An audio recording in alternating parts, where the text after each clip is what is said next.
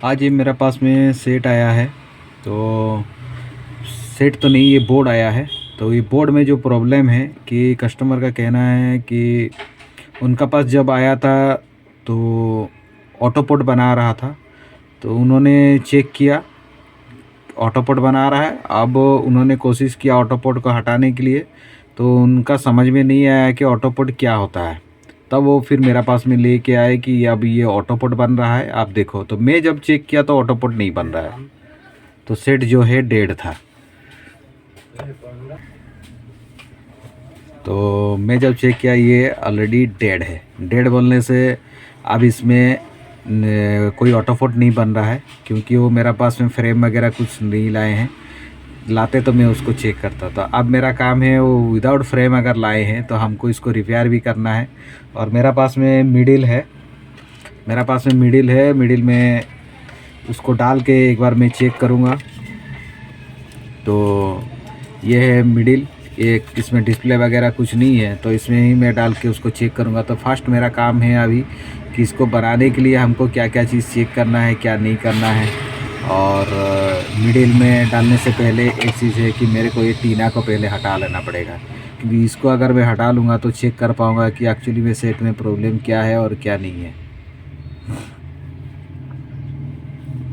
तो आपको भी अच्छा से एक बार दिखा देता हूँ। सेट जो है डेड है और पूरा फ्रेश बोर्ड है, पूरी फ्रेश बोर्ड है, कोई काम नहीं हुआ है, कोई सील्ड भी ओपन नहीं है। तो अब मैं अभी फर्स्ट टाइम सील्ड ओपन करूँगा। तो सील्ड ओपन करने के लिए मेरे को पहले ये इसको सील्ड ओपन करना है, क्योंकि ये डेड है। पावर सेक्शन का सील्ड जब तक हम ओपन नहीं करेंगे तो कुछ पता नहीं चलेगा पावर का।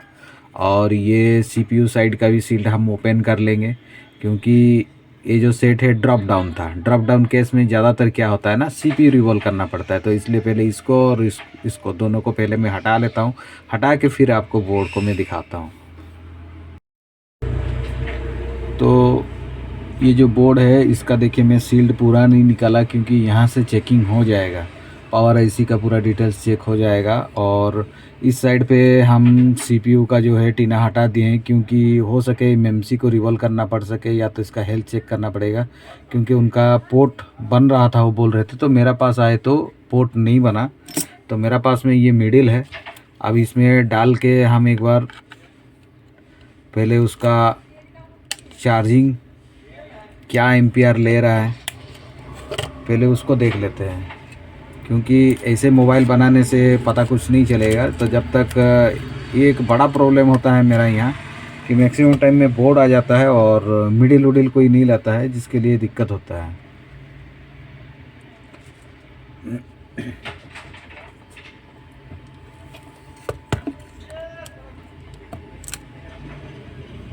देखिए अब लगाया हूँ, चार्जिंग है। देखिए जो माउट पहले मैं कर देता हूँ। अब देखिए चार्जिंग लगा हुआ है, और यहाँ पे ये देखिए 1.2, मतलब सेट जो है ऑन कंडीशन है, सेट जो है ऑन कंडीशन है।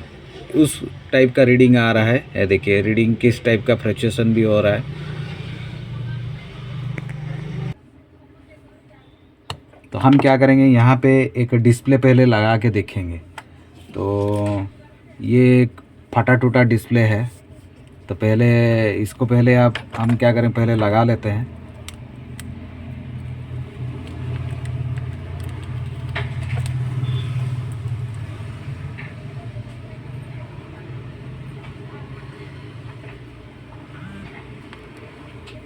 देखिए ओप्पो आया और चला गया। अभी जो है डिस्प्ले फटा हुआ है, तो एक बार उसमें अच्छा डिस्प्ले लगा के भी देखेंगे।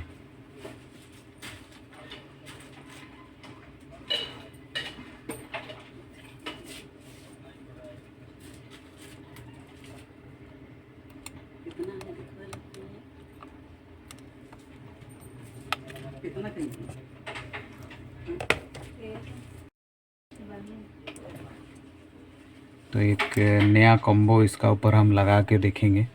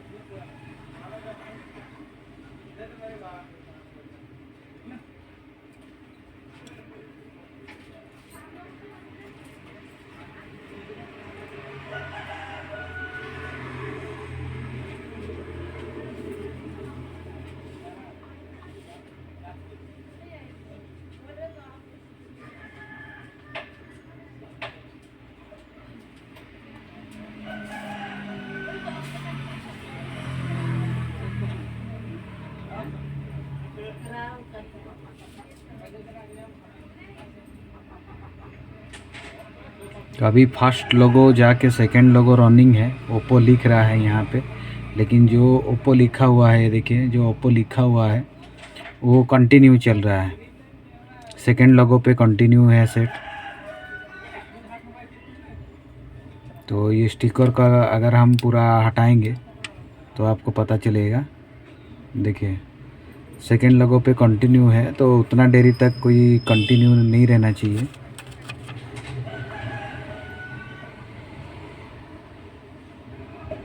सेट का मेन होता है प्रॉब्लम को समझना। तो हो सके हमारा चार्जिंग सेक्शन ओके है और सेट ऑन होने के लिए जो चीज़ चाहिए वो भी सही है, या तो कोई डाटा क्लॉक लाइन में प्रॉब्लम है, या तो गिरने के बाद सीपीयू ड्राई सोल्ड हुआ है। तो इसको हम देखिए सेट हो गया बंद, तो अभी वाइब्रेशन हुआ और सेट हुआ बंद, और फिर से एक बार ऑन करके देखते हैं, हो सके बैटरी लो होगा। देखिए फिर से ऑन किया और इसमें चार्जर भी इंसर्ट कर देते हैं।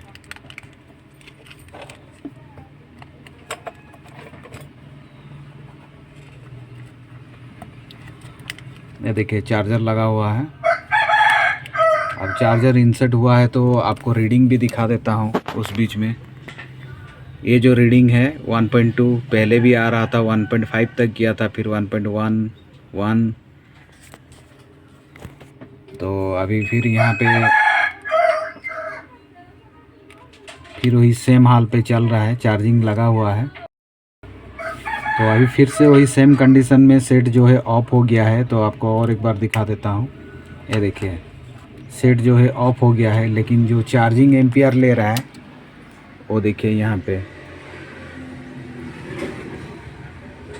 पूरा परफेक्ट ले रहा है चार्जिंग एम्पियर, लेकिन सेट जो है ऑफ हो गया।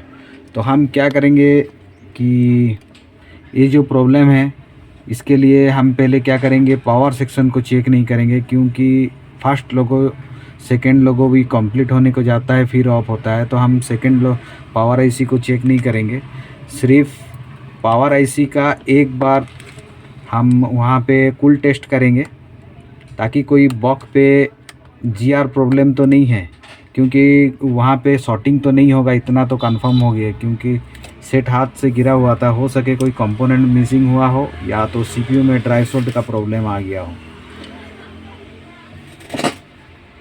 तो इसको किस तरीक़ा से हम इसको ठीक करेंगे उसको एक बार देख लेते हैं।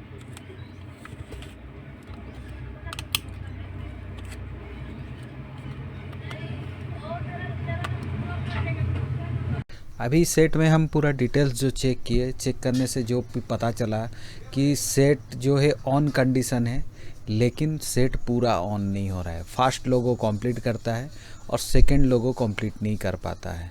तो हम पावर आईसी को चेक नहीं करेंगे, इसलिए पावर आईसी को चेक नहीं करेंगे कि ये जो सेट को चेक करने के बाद पता चला कि पावर आईसी तरफ इसका शॉर्टिंग नहीं है और चार्जिंग सेक्शन पूरा बिल्कुल ओके है। अब ये कंडीशन में आपका माइंड में आता होगा कि मैक्सिमम आजकल का जो सेट आता है वो इस टाइप का रीडिंग दिखाता है, तो फिर क्या किया जाए।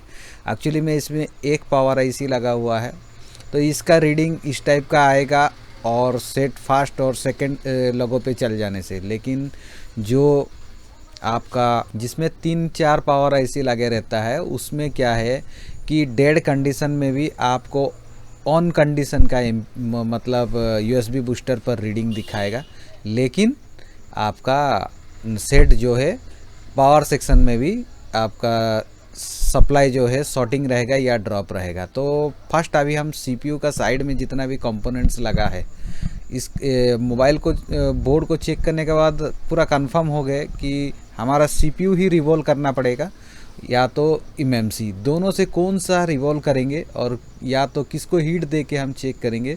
तो वो चीज़ जानने के लिए हम पहले क्या करेंगे कि सीपीयू का साइड में जितना भी कंपोनेंट्स है पहले हम उसका जीआर ले लेंगे। मैं पहला वीडियो में भी बताया था कि जीआर को जो समझ गया वो सब काम कर सकता है, हॉट टेस्ट करने का कोई ज़रूरत नहीं है। तो सीरीज़ में लगा हुआ कंपोनेंट्स को ज़्यादा फोकस करेंगे, पार्लर में लगा हुआ कंपोनेंट्स को भले हम फोकस ना करें। यहाँ पे एक रजिस्टर थोड़ा सा उखड़ा हुआ जैसा दिख रहा है, लेकिन वो रजिस्टर के लिए सेट आपका डेड नहीं होगा। वो चीज़ मैं प्रूव करके भी दिखाऊंगा आप लोग को। बाई चांस आपका माइंड में डाउट होगा कि वो रजिस्टर मैंने ही उखाड़ दिया, लेकिन मैं आपको पहले दिखाया था कि सील पैक, तो फ्रेश बोर्ड था। तो देखिए इसमें जीआर जो है एक साइड जीआर आना चाहिए। ये सब पार्लर का जितना भी कैपेसिटर लगा हुआ है उस पर हम उतना जितना फोकस नहीं करेंगे, ज़्यादा हम सीरीज और पार्लर का रजिस्टर पे उतना फोकस करेंगे, क्योंकि सीपीयू का मेन है सीरीज और पार्लर का रजिस्टर। तो देखिए पूरा जीआर ए लाइन पे पूरा ओके है, इस पे लाइन पे कहीं सीपीयू का कोई लाइन डिस्कनेक्ट नज़र नहीं आया।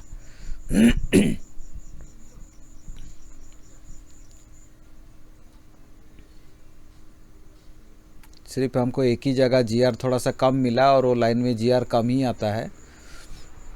पहला तो जानना ज़रूरी है जीआर कितना आने से हम शॉर्ट मानेंगे और जीआर कितना से कितना होने से हम उसको हाफ शॉर्ट मानेंगे। ये सब चीज़ जानना बहुत ज़रूरी है, और उसको जब तक आप नहीं जानेंगे आप मोबाइल का कुछ भी काम जान लीजिए, भले आईसी उठा के बैठा दीजिए, फिर भी आप कुछ नहीं कर सकते हैं। तो रजिस्टर जो इस साइड पे देखिए लगा हुआ है, और यही साइड पे 1.8 का एक लाइन आता है जो कि 1 2 3 जगह पे जाता है रजिस्टर पे, उसको समझना बहुत ज़रूरी है। और सबसे बड़ा चीज़ जो 1.8 होता है तो वो आपका एलडीओ लाइन होता है और सीपीयू का जीआर, ये दोनों मिलने से क्या होगा उसको एक बार समझेंगे। इस लाइन पे देखिए यहाँ पे जैसे 800 प्लस रीडिंग दिखा रहा है, यहाँ 500 है, और यहाँ पे देखिए 300, इस साइड 500। ये चीज़ समझने का चीज़ है। इस साइड में 300 है, सीरीज़ का लाइन है, इस साइड में 300 और उस साइड में 500। इसमें कितना का रजिस्टर लगा हुआ है देखिए, सीपीयू का साइड का जीआर और एलडीओ लाइन का जीआर, दोनों का जीआर का बीच में है रजिस्टर। अगर बीच में रजिस्टर है तो वो रजिस्टर कितना का होना चाहिए वो आप जान गए तो बस आप सक्सेस हो गए मोबाइल रिपेयरिंग में। वहाँ पे कम वैल्यू का लगेगा या 10K से कम लगेगा या 20K से ज़्यादा लगेगा, वो जानना बहुत ज़रूरी है, और वो चीज़ मैं आपको यहाँ पे क्लियर भी करवा दूँगा।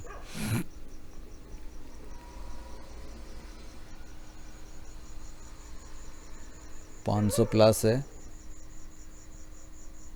देखिए यहाँ पे जीआर नहीं है।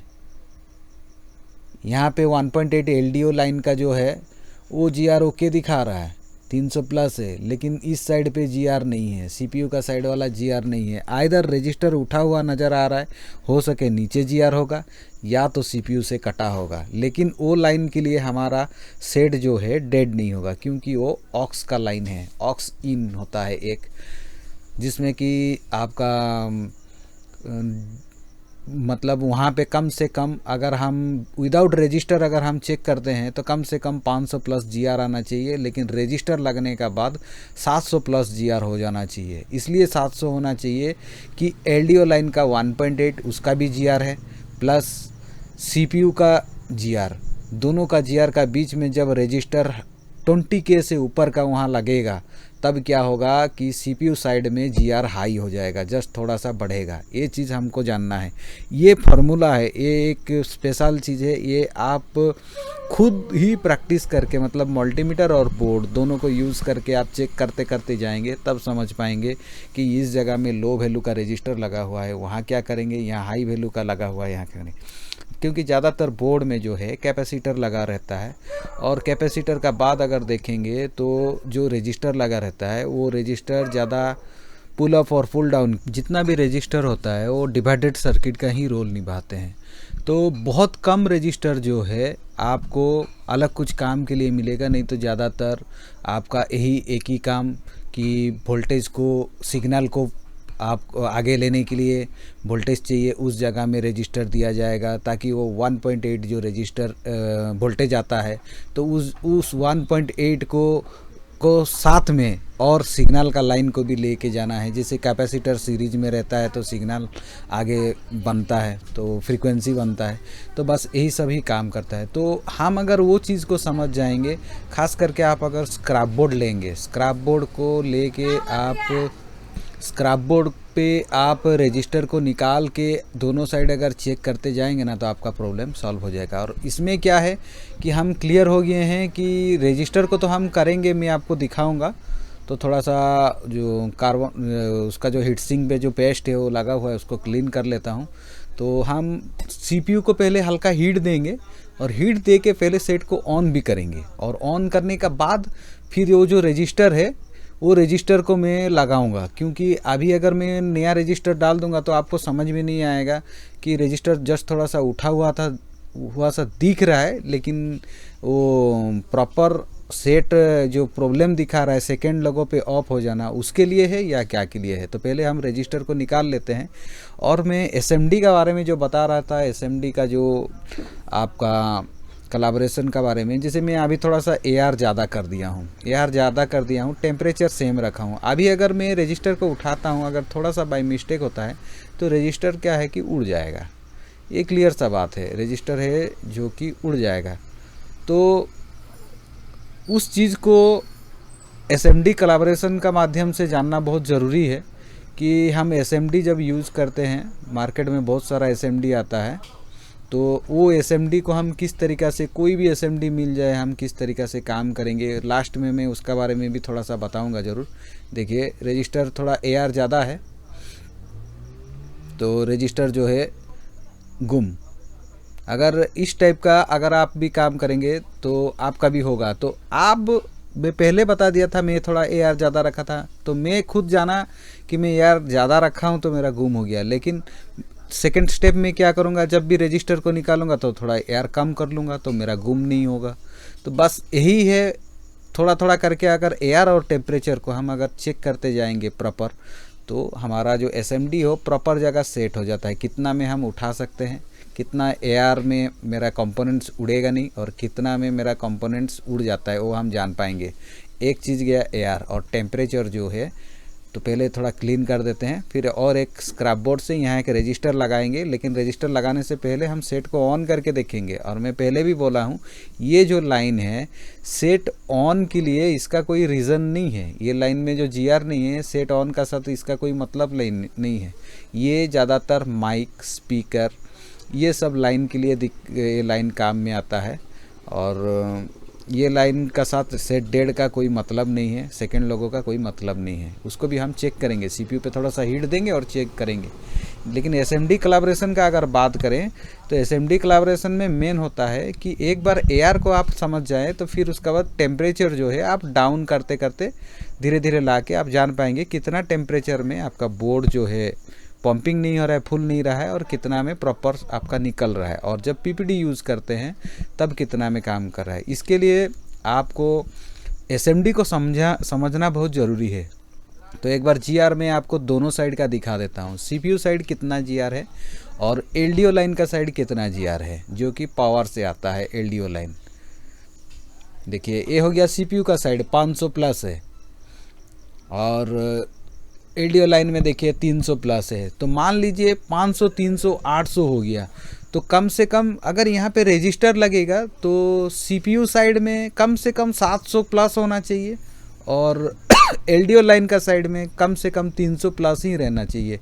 वो फिर कितना का रजिस्टर लगने से 20K से प्लस, 20K से प्लस का अगर रजिस्टर लगेगा तब जाके उतना होना चाहिए। ये मैं पहले आपको बता दिया, लेकिन बाद में आपको मैं रजिस्टर लगा के चेक करके भी दिखाऊंगा। ये नहीं कि खाली पूरा प्रैक्टिकल का साथ, ये चीज़ जानना ज़रूरी है। और सबसे ज़रूरी चीज़ है कि आजकल जो 5G का जो बोर्ड आता है ना, उसमें ज़्यादातर फ्रीक्वेंसी प्रॉब्लम आता है, मतलब नेटवर्क का, और CPU और UFS का। तो इसलिए CPU रिवॉल्व प्रॉपर जानने के लिए आपको स्क्रैप बोर्ड हमेशा पास में रख के काम सीखना बहुत ज़रूरी है। या तो ऑफलाइन में कहीं जाइए, या तो बहुत सारा स्क्रैप बोर्ड एक ही दफ़े यूज़ करके धीरे धीरे हैंड स्किल प्रैक्टिस कीजिए। अगर आप हैंड स्किल प्रैक्टिस नहीं करते हैं तो नेक्स्ट टाइम में आगे जो बोर्ड आएगा वो सैंडविच बोर्ड आएगा। तो अभी CPU को पहले थोड़ा हीट देते हैं।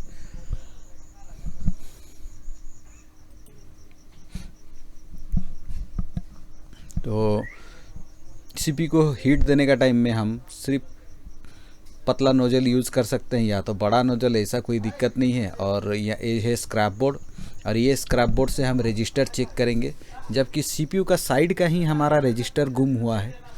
हम लोग AR ज़्यादा का चक्कर में मैं खुद उसको गुम कर दिया। तो मैं CPU का साइड में ही खोजूंगा तो मेरे को 20K प्लस का रजिस्टर मिल जाएगा, क्योंकि अक्स इन वाला लाइन है।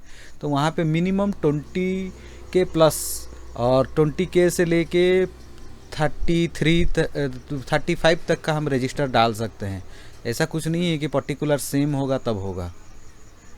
तो रजिस्टर चेक करते करते मैं और एक चीज़ बोल देना चाहता हूँ कि जो CPU मास्टर का बारे में जो मैं बता रहा था, तो मान लीजिए कि आज जो वीडियो बना रहा हूँ मैं, ये वीडियो में CPU मास्टर का पहला क्लास का कुछ टॉपिक में बोला हूँ, तो वो है SMD कोलैबोरेशन। लास्ट में मैं अपना SMD भी दिखाऊंगा आपको, और उसमें से क्लियर भी कराऊंगा। तो आपको AR और टेम्परेचर दोनों को समझना बहुत ज़रूरी है, तब आपका बोर्ड कभी फूलेगा नहीं, और IC जो है कभी डैमेज नहीं होगा। IC अगर डैमेज हो जाएगा तो मान लीजिए आपका ऑटोपोट बन रहा है, 100 प्लस रीडिंग जा रहा है, और जब आप CPU को उठाए और रिवॉल्व करके डाल रहे हैं, तब आपका क्या होता है कि 20, मतलब आपका जो रीडिंग है, DC का जो रीडिंग है वो अचानक लो हो जा रहा है। तो मान लीजिए कि आपका जो CPU जो है वो ख़राब हो जाएगा, जितना भी आपका हैंड स्किल बेकार। तो इसलिए हैंड स्किल कैसे अच्छा होगा, उसके लिए CPU हमेशा रिवॉल्व प्रैक्टिस करना बहुत ज़रूरी है। तो नेक्स्ट धीरे धीरे उसका प्रैक्टिकल वीडियो भी आएगा। तो रजिस्टर को हम पहले चेक कर लेते हैं। CPU का साइड में जो रजिस्टर लगा हुआ है ये 4.3K का है। तो मेरा जो मल्टीमीटर है उस हिसाब से यहाँ पे रीडिंग बता रहा है। तो हर कोई का मल्टीमीटर अलग होता है, तो रजिस्टर जो है थोड़ा 19-20 होते रहता है, पर्टिकुलर इसलिए सेम नहीं मिलता है। तो स्क्रैप बोर्ड जो है यही काम में आता है, कोई कंपोनेंट गुम हो जाए तो जो कंपोनेंट जो सेक्शन का गुम होता है, हम अगर वो सेक्शन में खोजेंगे तो हमको जो कंपोनेंट्स है वो आसानी से मिल जाएगा।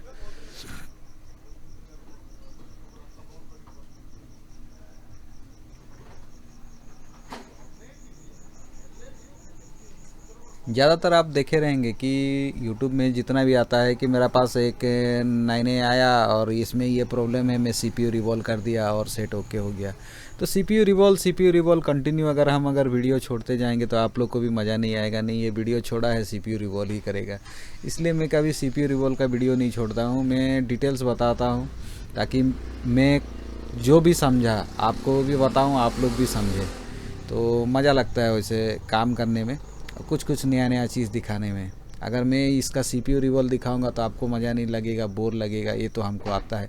लेकिन इसलिए मैं CPU रिवॉल्व नहीं करूंगा, हल्का हीट दे के मैं सेट को ऑन करूंगा, और ऑन होने के बाद एक चीज़ दिखाऊंगा कि जो लाइन में रजिस्टर थोड़ा सा उठा हुआ था और लाइन डिस्कनेक्ट था, लेकिन रजिस्टर हम तो बैठाने का टाइम में उठाने का टाइम में गुम कर दिए, लेकिन रजिस्टर बैठाने के बाद में दोनों साइड का मैं GR बताऊँगा। तो GR से आपको समझ में आएगा किस कंडीशन में हम समझे कि CPU का लाइन ब्रेक है, कितना GR आने से, और कितना GR आने से हम समझेंगे कि CPU का लाइन ब्रेक नहीं है, हमको इस जगह में काम नहीं करना है और कोई जगह मेरा प्रॉब्लम है।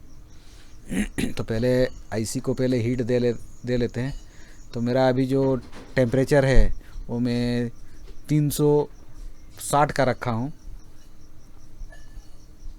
और AR जो है 30 है, और मैं अपना SMD भी दिखाऊंगा। बस ज़्यादा नहीं देना है, ज़्यादा देने से क्या होगा कि ब्लैक पेस्ट जो है मेल्ट हो जाएगा अंदर, और बॉल जो है अंदर में मेल्ट होके बाहर फेंकना, मतलब दूसरा बॉल का साथ टच होना चालू हो जाएगा। थोड़ा सा उसको ठंडा करने देते हैं। अभी मैं रजिस्टर नहीं लगाया हूँ, रजिस्टर को खाली मैं स्क्रैप बोर्ड से चेक किया हूँ, रजिस्टर नहीं लगाया हूँ। पहले सेट को ऑन कर लेंगे और दिखा देंगे कि वो लाइन के लिए आपका सेट में कोई दिक्कत नहीं है, वो लाइन अलग है। हो सके वो लाइन साउंड के लिए ही प्रॉब्लम आएगा दिक्कत, लेकिन वो लाइन के लिए सेट का कोई दिक्कत नहीं है। ये जानना बहुत ज़रूरी है कि मेरा कोई लाइन में अगर GR हाई हो गया या GR लो हो गया या कोई लाइन में GR नहीं आ रहा है, तो मान लीजिए अगर सेट डेड है, अगर वो लाइन सेट डेड के लिए जिम्मेदार नहीं रहेगा, आप उसमें लगे रहेंगे तो कुछ फ़ायदा नहीं होगा। ये जानना बहुत ज़रूरी है। मैं दिखाऊंगा आपको नेटवर्क सेक्शन का एक लाइन और नेक्स्ट वीडियो में, और आपका 6357 CRB में ऑडियो सेक्शन का एक लाइन, जिसमें कि GR बहुत लो है, लेकिन आपका जो प्रॉब्लम है आप सोचेंगे कि वहाँ पे शॉर्टिंग है, तो उसका बारे में भी मैं दिखाऊंगा आपको।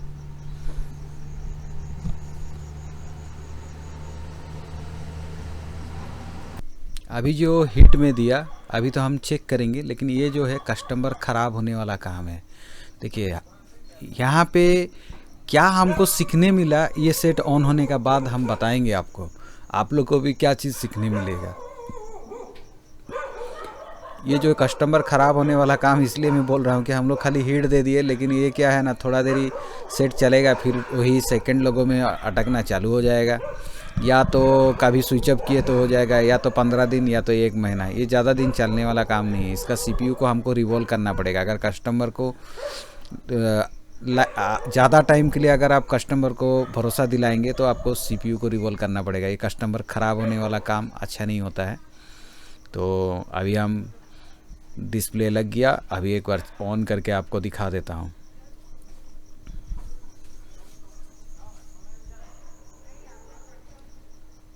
देखिए मैं वीडियो ज़्यादा फॉरवर्ड नहीं कर पाता हूँ, या स्पीड ये सब जो चीज़ें नहीं होता है, इसलिए मेरा वीडियो थोड़ा स्लो रहता है। तो पहले ये देखिए चार्जिंग लोगो आ गया।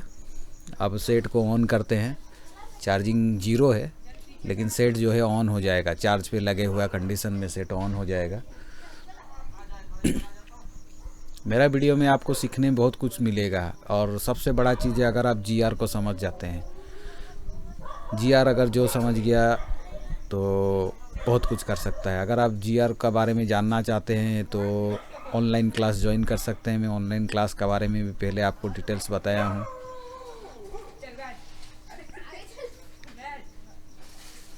और अगर ऑफलाइन भी चाहते हैं तो मेरा YouTube चैनल पे वीडियो में ऑफलाइन और ऑनलाइन दोनों का नंबर भी लिखा हुआ है। आप उसमें कॉल करके खुद बात कर सकते हैं, क्या फ़ीस है, क्या नहीं है, कितना दिन का है, जो भी क्वेश्चन है। देखिए पहले सेकंड लोगो पे ऑफ हो जा रहा था, और सेकंड लोगो जो है बहुत ज़्यादा टाइम चला था। अभी देखते हैं क्या हो रहा है।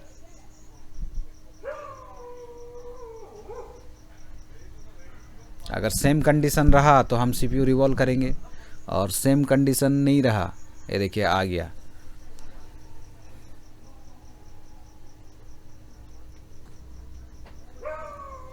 तो अभी टच भी चेक कर लेंगे, और इमरजेंसी कॉल जो है उसको दबा के हम चेक करेंगे तो थोड़ा सा लाइट भी आएगा। इमरजेंसी कॉल यहाँ पे नीचे है, तो उसको अगर दबाएंगे तो ये देखिए अभी, हाँ अभी थोड़ा लाइट दिख रहा है। तो लाइट दिखने से क्या है कि पता चलेगा टच उच वर्क कर रहा है कि नहीं। देखिए टच उच काम कर रहा है प्रॉपर, लेकिन ये पक्का काम नहीं है। यहाँ से हम कंफर्म हो गए। तो ये बोर्ड में हमको सीखने क्या मिला, ये जानना बहुत ज़रूरी है कि जो काम किया उसमें सीखने क्या मिला। पहला चीज़ है इसमें सीखने मिला कि कौन सा लाइन में प्रॉब्लम रहने से सेट डेड होता है, और कोई लाइन में अगर GR नहीं भी आए तो समझ जाना चाहिए कि ये लाइन मेरा सेट को ऑन करने के लिए काम में आएगा या नहीं।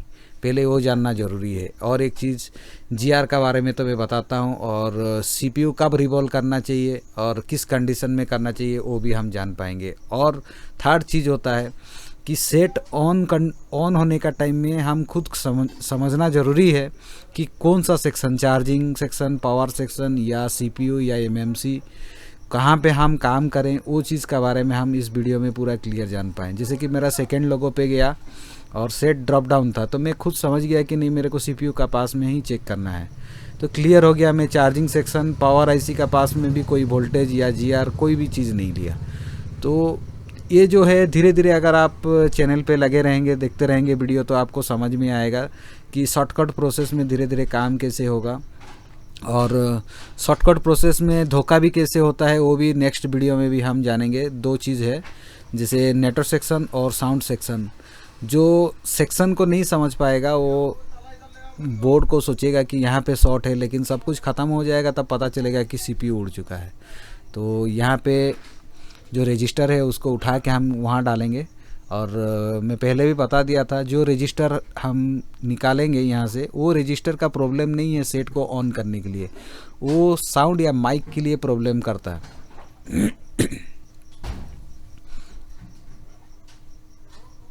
ये 22K अभी दिखा रहा है, तो वही रजिस्टर को भी लगाने से हो जाएगा। 20K से प्लस चाहिए, ये 42K है।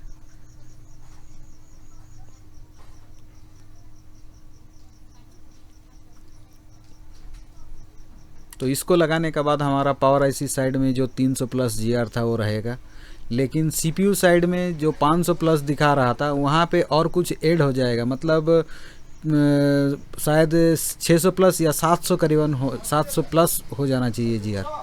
तो एक रजिस्टर को उठा के हम पहले लगाएंगे, फिर उसको चेक करके देखते हैं।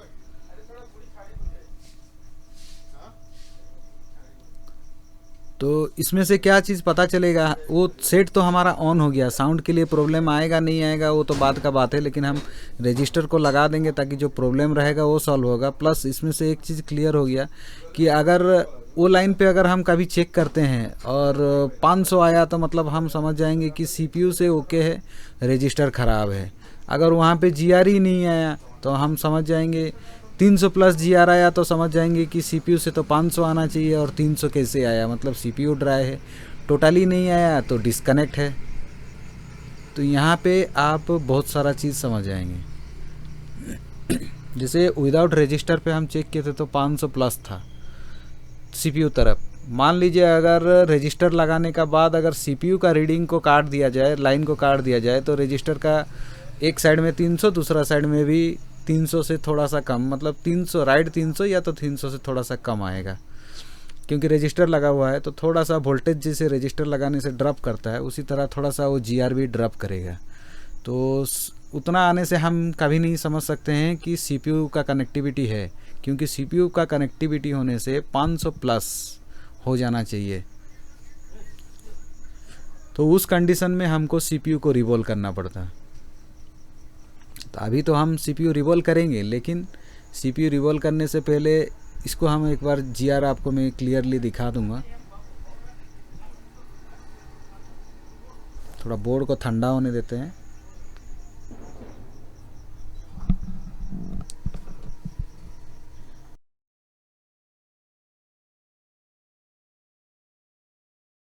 करें तो रजिस्टर जहाँ पे लगा हुआ है पुल अप और पुल डाउन के लिए लगा हुआ है, वो चीज़ को जो समझ जाएगा तो उसका काम हो गया, उसको और कुछ नहीं चाहिए। ये रजिस्टर हम सिर्फ ऑक्स लाइन के लिए हम लगा रहे हैं, इसका साथ ऑन ऑफ का सेट ऑन होने का कोई मतलब नहीं है। सेट ऑन होने का जो प्रॉब्लम था, सेकेंड लोगों पे ऑफ हो जाने का, वो जो प्रॉब्लम था वो सिर्फ CPU से था।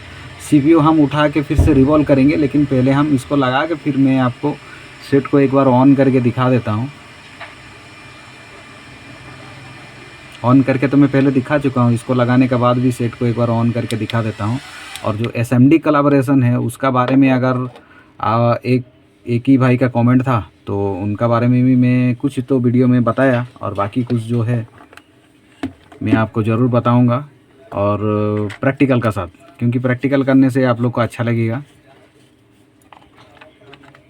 सॉरी, एक बार GR चेक कर देते हैं। सेट तो हम ऑन करके एक बार चेक किए हैं, एक बार मैं उसको लगाने के बाद GR दिखा देता हूँ। GR दिखाने से आपको समझ में आएगा कि मोबाइल में वोल्टेज मोड से अगर आप GR में ही ज़्यादातर प्रॉब्लम सॉल्व कर सकते हैं।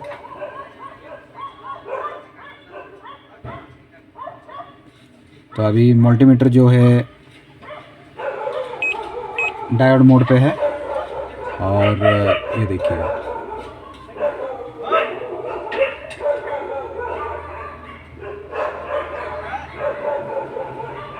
700 प्लस है, 500-700 प्लस आना चाहिए यहाँ पे, क्योंकि उस साइड में ज़्यादा था और यहाँ देखिए 300 है। अब ये रीज़न मैं आपको एक बार बता देता हूँ, ये चीज़ समझने का चीज़ है। जब एक रजिस्टर हम लगाए, उसका पहले एलडीओ लाइन गया, एलडीओ लाइन का जीआर था 300 प्लस और सीपीयू का जीआर था 500 प्लस। जब हम एक रजिस्टर को वहाँ पे लगाते हैं, अगर वो एलवीआर रहेगा तब वहाँ पे क्या होगा ना, सीपीयू का साइड का जीआर अलग हो जाएगा और एलडीओ साइड का जीआर जो है 300 प्लस रहेगा, सीपीयू साइड का जो है 500 हो जाएगा। लेकिन हम अगर यहाँ पे 20 के प्लस अगर लगाते हैं तो सीपीयू साइड में और 500 से प्लस हो जाएगा, मतलब 700 हो जाएगा। इसलिए हो जाएगा क्योंकि यहाँ पे सीपीयू का भी रीडिंग है और ये एलडीआर का भी रीडिंग है, एलडीओ लाइन का भी रीडिंग है। दोनों लाइन का रीडिंग अगर मिलेगा तो कुछ पॉइंट समथिंग ज़्यादा हो जाता है, भले 50, 100, 200। लेकिन ये देखिए, ये चीज़ है असली चीज़। इसको जो समझ गया वो मोबाइल बनाने में कभी हार नहीं मानेगा। खास करके 4G मोबाइल, 5G में मैं ये चीज़ को ट्रायल नहीं किया हूँ। मैं जो प्रोसेस में काम करता हूँ वो मैं 5G में ट्रायल नहीं किया हूँ उतना। 5G में ज़्यादातर CPU रिवॉल्व का काम आता है, इसलिए मेरा जो वीडियो है बहुत स्लो हो जाता है।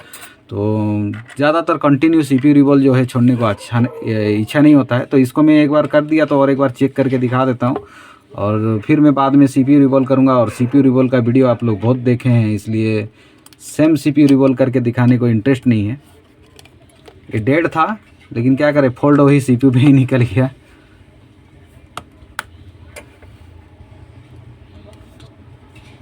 तो एक बार ये इसको ऑन करके दिखा दूं।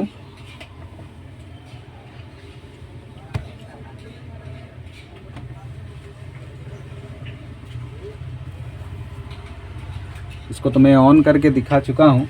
तो सेट पूरा कंप्लीट करने के बाद इसका कॉम्बो तो लगाना हमको नहीं है, दूसरा को लगाना है। वो जब आते हैं तो उनका सामने में ही कंप्लीट करके फिर वो वीडियो को अटैच करके मैं आप लोग को डायरेक्ट दिखाऊंगा। वैसे में फिर आप लोग को समझ में नहीं आएगा। नहीं तो एक मोबाइल बनाने के लिए जो मेन होता है, हम जो मल्टीमीटर से जीआर लेते हैं, वो जीआर का बारे में अगर डिटेल्स हम कंफर्म हो जाएंगे तो जान लीजिए बोर्ड बनाने के लिए आसान होगा। और रहा सीपीयू रिवॉल्व आना बहुत ज़रूरी है। और मेरा नेक्स्ट जो वीडियो आएगा एसएमडी का बारे में आएगा। जैसे कि मैं क्लियर तो बता देता हूँ, मैं यहाँ पे 2008 यूज़ करता हूँ। इसका जो सेटिंग है वो अलग है, इसका जो AR है वो अलग है। मैं एक बार थोड़ा प्रैक्टिकल भी दिखा देता हूँ। देखिए, इसका जो AR है ये आपका, ये देखिए AR 20, ये 20 का बाद और इसका AR घटेगा नहीं, ये 20 का बाद इसका AR घटेगा नहीं। लेकिन यहाँ पे और एक SMD है मेरे पास में, ये फॉरवर्ड का है और ये ऑन है। और इसका जो AR है, AR देखिए 5 पे आ गया, ये 5 का बाद और घटेगा नहीं। लेकिन आप अगर 857 DW प्लस अगर यूज़ करते हैं, उसका AR 0 से शुरू होता है। तो हर SMD अलग अलग है। तो आपको ये नहीं समझना है कभी कि हम कौन सा SMD यूज़ करें और कौन सा अच्छा है। सब SMD अच्छा है। जैसे ये 2008 में मेरा देखिए यहाँ पे है, मैं ये यूज़ करता हूँ सिर्फ ग्लू कटिंग का टाइम में, और ये यूज़ करता हूँ आपका आईसी को फर्स्ट टाइम उठाने का टाइम में, और ये यूज़ करता हूँ आईसी को बैठाने का टाइम में। आप सोचिए, आईसी को बैठाने के लिए 339 रखा हूँ या 340 मान के चलो, और आईसी को उठाने के लिए मैं 347 यूज़ किया हूँ, मतलब 350 मान के चलो।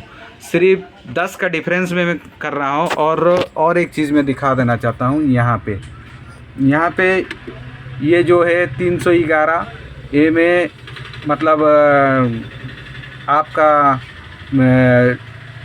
स्टेंसिल यूज़ करके बॉल बनाने के लिए मैं यूज़ करता हूँ 14 AR 311 फॉरवर्ड में। और ये आईसी बैठाने के लिए यूज़ करता हूँ कौन सा, जो आईसी हम एक बार रिवॉल्व कर चुके हैं उसको बैठाने के लिए। और ये फ्रेश आईसी को निकालने के लिए 360 और AR जो है 30 यूज़ करता हूँ। तो जहाँ हम 360 यूज़ कर रहे हैं, यहाँ पे आप देखिए 350 347 है, 350 मान के चलिए यूज़ करें। तो हर SMD में ऐसा कम बेसी रहता है, कॉइल का ऊपर भी डिपेंड करता है। तो SMD पुराना नया उसका ऊपर भी डिपेंड करता है।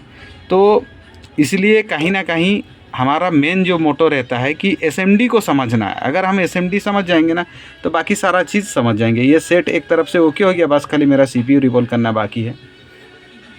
आपको भी अगर CPU रिवॉल्व के बारे में जानना ज़रूरी है तो आप इस टाइप से लॉट स्क्रैप बोर्ड, इस टाइप से स्क्रैप बोर्ड पूरा भरपूर रखिए, जिसमें MMC नहीं रहेगा। ये 50 रुपया 60 रुपया 70 रुपया में मिल जाता है। इसी से आप 10,000 बचा सकते हैं। या तो कहीं ऑफलाइन कोर्स कीजिए CPU रिवॉल्व प्लस प्रैक्टिकल और प्लस CPU रिवॉल्व का साथ में खुद कैसे आप कार्य करें और उसका साथ ट्रेसिंग अगर आप सीखते हैं तो आपका बहुत सारा बेनिफिट होगा और काम जो है इस तरीक़ा से आपका निकलेगा, जो जेन्युइन प्रोसेस है उस तरीक़ा से। चीज़ क्या होता है कि हमारा पास कोई एक सेट आया, हम देखें कि नहीं इसको CPU रिवॉल्व करना है, CPU रिवॉल्व करते हैं, लेकिन क्यों CPU रिवॉल्व करते हैं वो जान नहीं पाते हैं। वही है सबसे बड़ा चीज़। वो चीज़ जिस दिन हम जान जाएंगे तो हम CPU रिवॉल्व करने में कभी पीछे नहीं हटेंगे और काम आना चाहिए, CPU रिवॉल्व आना चाहिए।